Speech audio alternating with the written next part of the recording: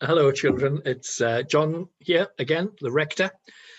Sorry I can't be with you, and you may be watching this at home, but I'd like to share in some worship with you. So I'm just going to share my screen, and we'll see where we get to. Need to share the sound and share. There we go. So I'll start this slide from the beginning. There we go. Just need to shift my own head so I can see the words. Well, this is an assembly about trust, developing trust. And this week is Christian Unity Week. What does that mean? Well, it's the week when we celebrate the strong bond that all Christians share because of their love and trust in God. So it's important for churches to celebrate each other, and it's good that we can trust each other, and that's what we particularly give thanks for on this Christian Unity Week. So developing trust in any group of people, I'm sure you will agree, is important, because we can't build good relationships without it. And that's important for us at school, because the way in which we interact with our friends or with our teachers. It's important for us at home, the way in which we interact with our siblings or those who look after us. And it's important for us in our friendship groups, because trust is really important in every aspect of our lives. So, well, what is trust? Well, I find it's always useful just to look things up in the Bible. I meant in the dictionary. So this is what the dictionary says. It says this: trust is a firm belief in the reliability, ability, and truthfulness of someone. Well, I thought to help us understand that, we could watch a clip from the film Finding Nemo. I expect you've seen the film, but just in case you haven't seen it, well, it's about a clownfish called Marlin, whose son Nemo gets taken by divers. And Marlin sets out to look for his son and to make friends with a blue tang fish named Dory along the way. The trouble is, Dory has got a very short-term memory. Let's watch the clip and then we can talk about it.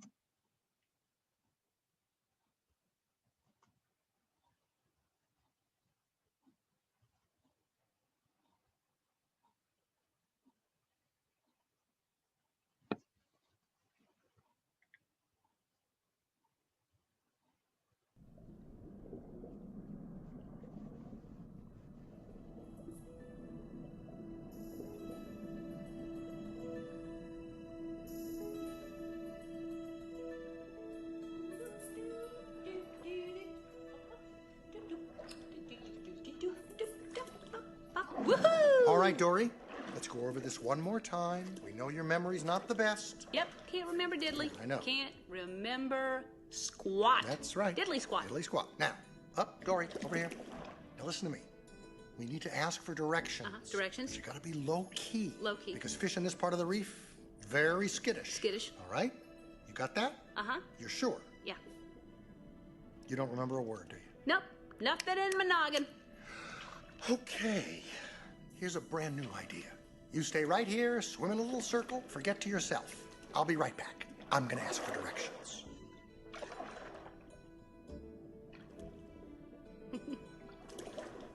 Must keep thinking happy thoughts, happy thoughts, happy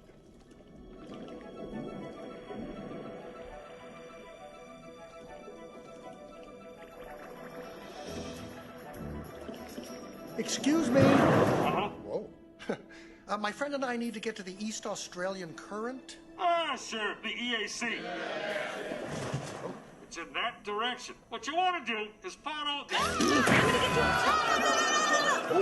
There's another one. There's one. Boom. Oh, that's so much fun. Boom. They just woo. Oh. Oh. I'm sorry. Did you want to turn? Could a bigger fish swallow me? I will voluntarily go on a hook. Whoa. Hey. Was it something I said?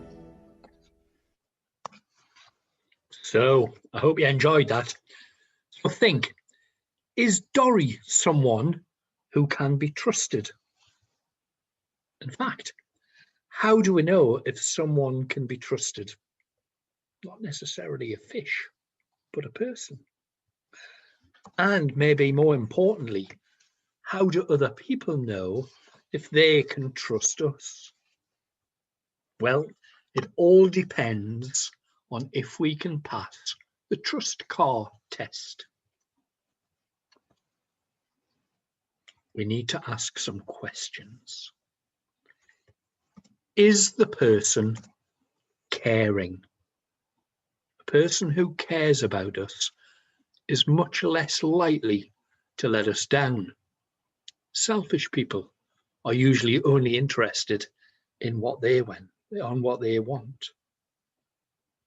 But sometimes you will know that people say things and do things that show you that they are caring.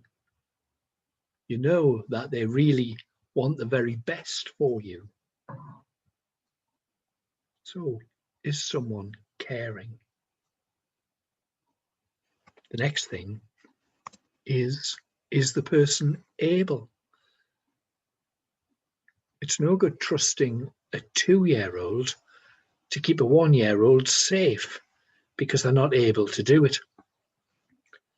In the rectory, we have some log fires to keep us warm, which is great at this time of year. But I wouldn't have one of my small grandchildren putting wood on the fire because, well, they're not able either to carry it or to understand that it's a dangerous thing to do. Someone needs to be able. It's like if you know someone who's a bit of a blabbermouth, well, it's probably not the best thing to trust them with something you don't want other people to know. So are they caring? Are they able? And then are they reliable? And we can only tell if someone is reliable when we get to know them properly. If someone tells lies, well, that's not very reliable. Do they break promises? Do they say that they'll do one thing and then do another? Because if they do those things, well, they're probably not reliable. So let's have some action points.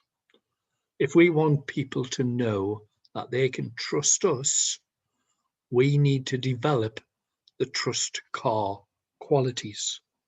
We need to be caring, develop our abilities, and be reliable. And if we want to know if someone is trustworthy, you need to check that they're in the car as well.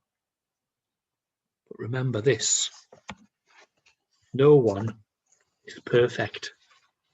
We all let other people down occasionally, so it's important to keep on doing our best, to be caring, to use our abilities for others, to show that we are reliable. And the good news, well, the good news is in the Bible. The Bible tells us, if you trust in the Lord with all your heart and do not lean on your own understanding, in all your ways acknowledge him, and he will make your paths straight. That's from a book in the Bible called Proverbs. In other words, God is perfect. We can always trust him, and he will always love us and look after us.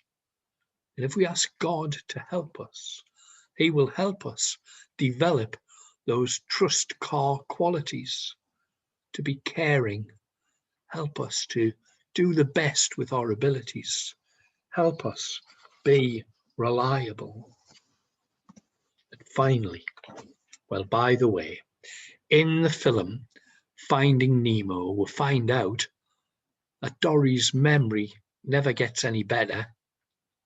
She does her best to be kind, and she does help Marlin.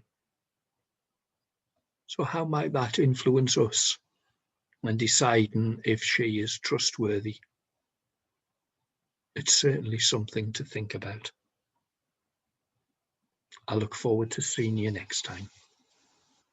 Bye for now.